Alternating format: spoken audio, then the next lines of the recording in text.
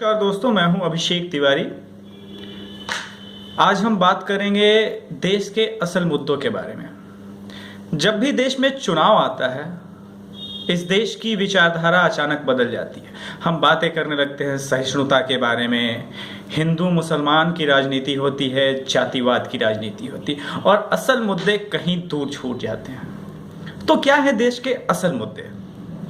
गरीबी, शिक्षा, स्वास्थ्य या फिर राम मंदिर, बाबरी मस्जिद, सेकुलरिज्म, अवार्ड वापसी गिरोह और अब एक नया तमाशा, वीडियो डालने का आर्मी, बीएसएफ और सारा ब्लेम सरकार के ऊपर, केंद्र सरकार के ऊपर। हम सब जानते हैं यूपी चुनाव काफी नजदीक आ चुका है और ऐसे में जब बातें होनी चाहिए शिक्षा के बारे में, गिरती हुई स्वास्थ्य व्यवस्था के बारे में, इस देश की जीडीपी का मात्र 6% शिक्षा और स्वास्थ्य पे खर्च होता है। जिस देश के लोग स्वस्थ नहीं होंगे मानसिक रूप से, शारीरिक रूप से, और जिनका एजुकेशन लेवल अच्छा नहीं होगा, उनके सवाल पूछने की क्षमता घटती जाती है। और डेमोक्रेटिक कंट्री में सबसे ज़्यादा ज़रूरी चीज़ यही है कि हम सवाल पूछना सीखें। तो कुछ सवाल अखिलेश सरकार से और देश में हो रही चीज़ों के बारे में पूछना आवश्यक है इस वक्त। एक सवाल सबसे पहले बंगाल के बारे में। बंगाल से 6 किलोमीटर दूर इस वक्त हिंदू और मुसलमानों के बीच में काफ़ी बुरे हालात हैं। लगभग 600 हिंदू परिवार पलायन की स्थिति में हैं और ममता दीदी नोटबंदी के बारे में अभी भी बातें कर रही हैं। मैडम, इस वक्त आप बंगाल की चीफ मिनिस्टर हैं, उसके नाते आपका सबसे पहला दायित्व ये था कि आप बंगाल के लोगों की हितों की रक्षा करें, उनके मौलिक अधिकारों का हनन होने से रोकें। अपने ही देश में लोग पलायन के दौर में गुजर रहे हैं, ये आपके लिए शर्मनाक और डूब मरने वाली बात है।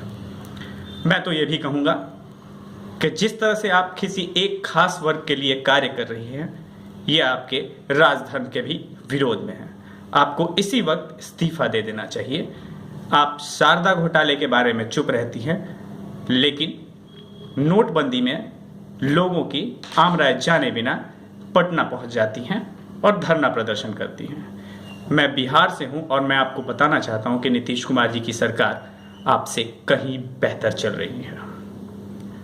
एक और इस संदर्भ में बात कर लेंगे, वो ये होगा कि यूपी में इस वक्त अखिलेश और मुलायम सिंह के बीच में एक कथित रूप से ड्रामा चल रहा है।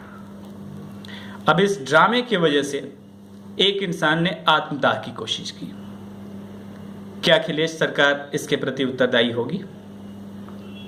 आपके समर्थक आपके ड्रामे की वजह से जान दे दे, उसका जिम्मेदार कौन होगा? सवालों के सवाल में एक और सवाल, मायावती जी अक्सर गालियां देती हैं सवर्णों को। दलितवाद एक नया चेहरा उभर रहा है। क्या है यह दलितवाद? ब्राह्मण, कायस्थ, भूमिहार, राजपूत, इस 4 तबकों को किसने बनाया? सवर्ण। अगर आज के परिवेश में इनके हालात देखे जाए तो इनका बौद्धिक और आर्थिक दोनों रूप से हनन हो चुका है। तो ना तो अब ये बौद्धिक रूप से सक्षम है और ना ही आर्थिक रूप से। इनफैक्ट सवर्ण आयोग की रिपोर्ट ये कहती है कि इनके हालात काफी बुरे हैं। तो सवर्ण की परिभाषा क्या है? ये सारे मुद्दे यूपी चुनाव में नहीं है। इस वक्त यूपी चुनाव का प्रमुख मुद्दा यह है कि कैसे देश में अराजकता का माहौल फैलाया जाए, दंगे कराए जाए, फसाद कराया जाए। यूपी इससे अछूता नहीं है। कैराना में हम देख चुके हैं कि किस तरह से हिंदुओं का पलायन हुआ है। आदित्य योगीनाथ जी, साक्षी महाराज जैसे लोग विकास की बातें न करके इस वक्त अहम मुद्दों से भटका रहे हैं। और वो अहम मुद्दा ये हो जाता है कि भाई आपके हालात बहुत बुरे हैं, आप अगर हिंदू हैं और आपको खुद को बचाना है। कुछ ठेकेदार हैं, लेकिन ये बंगाल के मुद्दे पे चुप रहते हैं, जहां असल में पलायन होता है, जहां असल में हिंदुओं के साथ अत्याचार होता है। यूपी में एकमात्र मुद्दा विकास होना चाहिए और वोट उसी पे। मैं निश्चित रूप से यह कहूंगा कि केंद्र सरकार ही एकमात्र इस वक्त विकल्प है।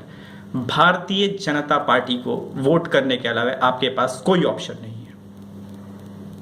दलित और जय भीम जय भीम, इसके नाम पे ओछी राजनीति पर उतर रही है मायावती जी, और राजनीति इस कदर से गिरती जा रही है कि अरविंद केजरीवाल जैसा एक शख्स यह कह बैठता है प्रधानमंत्री जी को कि आप अपना असल धर्म नहीं निभा पा रहे हैं, आप अपनी पत्नी और अपनी मां को पीएम आवास में बुलाइए। ये काफी बड़ा है। इस देश में ऐसे ऐसे मुद्दे हैं जिनको छूने से सरकारें डरती हैं। आइए उन मुद्दों के बारे में भी डिस्कस कर लेते हैं। पहला मुद्दा तो यह है कि इस देश में जनसंख्या नियंत्रण कानून बने, क्योंकि ये एकमात्र कारण है देश की बर्बादी का, और देश में सारी सहिष्णुता असहिष्णुता सिर्फ इसकी वजह से, क्योंकि रेशियो प्रोपोर्शन इसकी वजह से बिगड़ रहा है, हालात बिगड़ रहे हैं। 1 अरब 35 करोड़ हो चुके हैं। अरे बेशर्मो, क्या अपनी आबादी अब हिमालय पे बसाओगे? नीतीश कुमार जी, नरेंद्र मोदी जी, ममता बनर्जी, अखिलेश, मुलायम, मायावती, ये देश के तमाम बड़े नेता, राहुल गांधी, अरविंद केजरीवाल ऐसे मुद्दों पर बोलने से डरते हैं, कतराते हैं। क्यों? इस देश में दूसरा अहम मुद्दा कॉमन सिविल कोड, ऐसा कानून जो मेरे लिए, आपके लिए, हर तबके के लिए हो, किसी एक धर्म, एक जाति, एक विशेष वर्ग के लिए न हो। इस कानून में हर्ज ही क्या है? ऐसे मुद्दों का लोग विरोध करते हैं। मैं तो यह भी कहूंगा कि राम मंदिर को बना करके एक बार में किस्से को खत्म कीजिए, इसको मुद्दा मत बने रहने दीजिए, क्योंकि रामलला जितने दिन त्रिपाल में रहेंगे आपको और मुझे उतना ही कष्ट होगा। दोस्तों, अगर मेरा वीडियो आपको सही लगे तो शेयर कीजिए, चैनल को सब्सक्राइब कीजिए।